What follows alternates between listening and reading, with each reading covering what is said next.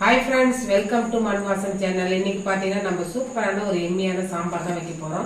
அதுவும் வந்து பார்த்தீங்கன்னா டக்குன்னு செஞ்சு முடிச்சிடலாம். இட்லி சாம்பார் தாங்க வைக்க போகிறோம்.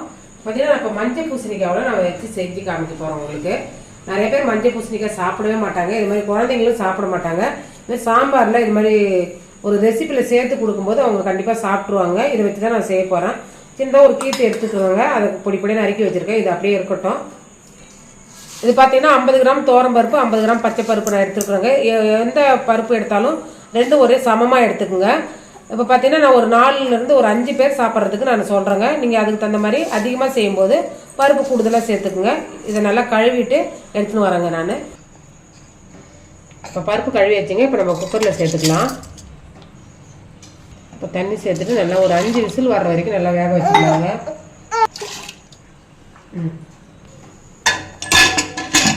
மூடி போட்டு ஒரு 5 விசில் வரட்டுங்க. இது அப்படியே வேகட்டும். அதுக்குள்ளே நம்ம வெங்காயம் தக்காளிலாம் கட் பண்ணிக்கலாங்க. இப்போ பார்த்தீங்கன்னா பருப்பு வந்து வெந்துடுதுங்க. இதை எடுத்து நம்ம ஓரமாக வச்சிடலாம். இப்போ வந்து சாம்பாருக்கு தாளிக்கு போட்டுடலாங்க. இப்போ கேஸ் ஆன் பண்ணிட்டு கடாய் வச்சுக்கோங்க. கடாய் வச்சுட்டு கொஞ்சம் தேவையான அளவுக்கு எண்ணெய் சேர்த்துக்கலாங்க. எண்ணெய் நல்லா காஞ்சதும் கொஞ்சமாக வெந்தயம் சேர்த்துக்கலாங்க. ஒரு 1/4 டீஸ்பூன் அளவுக்கு வெந்தயம் சேர்த்துக்கலாம். எப்பவுமே சாம்பாருக்கு தாளிப்பில் வந்து நீங்கள் வெந்தயம் சேர்த்திங்கன்னா அந்த வாசனை நல்லாயிருக்கும். அது கூடவே ஒரு 1/4 டீஸ்பூன் கடுகு சேர்த்துக்குங்க. கடுகு வெந்தயம் நல்லா வெடிச்சதுக்கப்புறம் ஒரு 2 காஞ்ச மிளகாய் சேர்த்துக்கலாங்க. அது கூடவே கருவேப்பிலை சேர்த்துக்கலாம். சின்ன வெங்காயம் சேர்க்குறங்க. ஒரு 50 கிராம் சின்ன வெங்காயத்தை தோல் எடுத்து வச்சுருக்கோம், அது சேர்த்துக்கலாம்.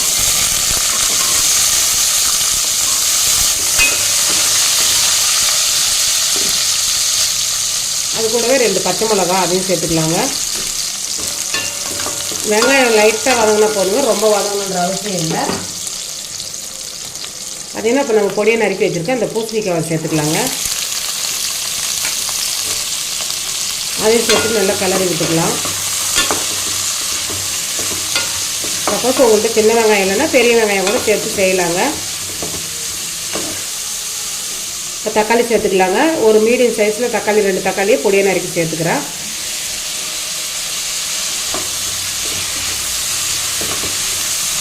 இப்போ இட்லி சாம்பார்னாலே இப்போ நம்ம வந்து பார்த்திங்கன்னா கத்திரிக்காய் எல்லாம் சேர்த்து கேரட் பீன்ஸ்லாம் சேர்த்து செய்வோம் இல்லைங்களா.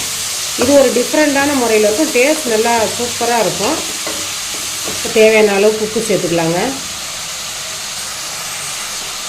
மஞ்சத்தூள் ஒரு 3/4 டீஸ்பூன் சேர்த்துக்கலாங்க. மஞ்சத்தூள் சேர்க்கணும், கலர் நல்லா இருக்கும், சூப்பராக சாம்பார் கலரு. கார மிளகாத்தூள் 1 டீஸ்பூன் அளவு சேர்த்துக்கலாங்க. இப்போ சாம்பார் பொடி சேர்த்துக்கலாங்க. 2 டீஸ்பூன் அளவுக்கு சாம்பார் பொடி சேர்த்துக்கலாம். அதையும் சேர்த்து நல்லா வதக்கி விடுங்க. இப்போ புளி பார்த்தீங்கன்னா ஒரு நெல்லிக்காய் சைஸு புளி எடுத்து நான் சேர்க்குறேங்க. ரொம்ப சேர்த்துறாதீங்க, ஒரு நெல்லிக்காய் சைஸ் சேர்த்தாலே போதும். அது நல்லா ஊற வச்சு வச்சுருக்கிறேன். இப்போ அதை சேர்த்துக்கலாங்க. கரைச்சிட்டு சேர்த்துக்கலாம். ஏன்னா ரொம்ப சேர்த்துட்டுனா குழம்பு மாதிரி ஆகிடும். சாம்பாருக்கு லைட்டாக ஒரு புளிப்பு தன்மைக்கோசம் தான் நம்ம சேர்க்குறோம். அதையும் சேர்த்துக்கலாங்க.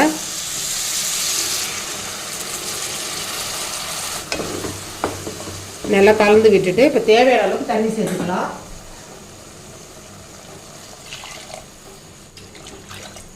நல்லா காய் முழுகிற அளவுக்கு தண்ணி சேர்த்துருங்க. சேர்த்துட்டு நல்லா கலந்து விட்டுட்டு மூடி போட்டு அந்த பூசணிக்காவும் அந்த சின்ன வெங்காயம் எல்லாமே நல்லா வேகணும்.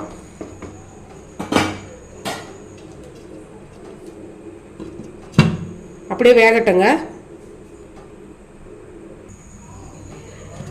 அவ்வளோதாங்க. நல்லா அந்த சாம்பார் அந்த மசாலா தூள் வந்து பச்சை வாசனைலாம் நல்லா போயிடுது. நல்லா நம்ம போட்ட காய் நல்லா வெந்துடுதுங்க.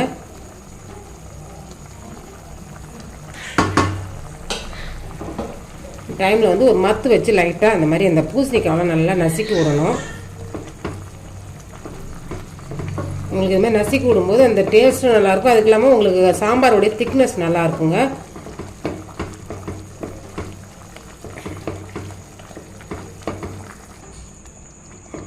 அவ்வளோதாங்க. இந்த அளவுக்கு நல்லா நசுக்கி விடணும். சப்போஸ் நீங்கள் இது மாதிரி செய்யறதுக்கு பிடிக்கலன்னு குக்கரில் நீங்கள் பருப்பு கூட நீங்கள் இந்த பூசணிக்காவை போட்டு ஒரு அந்த பருப்பு வேகிறதுக்கு கூட நீங்கள் சேர்த்து வேக வச்சுக்கலாம். அவ்வளோதாங்க. இந்த அளவுக்கு கடைஞ்சி விட்டால் போதும். இப்போ நம்ம வேக வச்சுருக்கோம் இந்த பருப்பு சேர்த்துக்கலாங்க.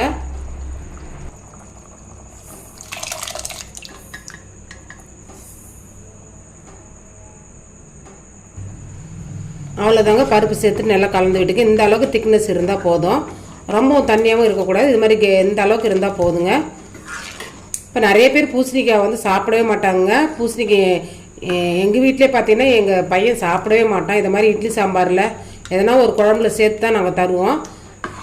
அவ்வளோதாங்க. நல்லா ஒரு 2 நிமிஷம் கொதிச்சா போதும். எல்லாமே முன்னாடி காயெல்லாம் வெந்துடுது இல்லைங்களா. இப்போ பருப்பு சேர்த்து ஒரு 2 நிமிஷம் கலந்து விட்டால் போதும்.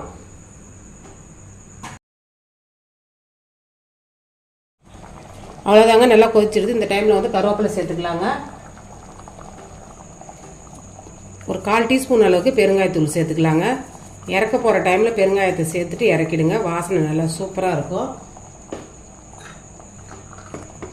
அவ்வளோதாங்க. சூப்பரான எம்மியான இட்லி சாம்பார் ரெடி ஆகிடுச்சு. இந்த ரெசிபி பிடிச்சிருந்ததுன்னா மண் வாசம் சேனலை லைக் பண்ணுங்கள், ஷேர் பண்ணுங்கள், கமெண்ட் பண்ணுங்கள், சப்ஸ்கிரைப் பண்ணுங்கள். பக்கத்தில் இருக்கிற பெல் ஐக்கானை கிளிக் பண்ணுங்கள். தேங்க்யூ.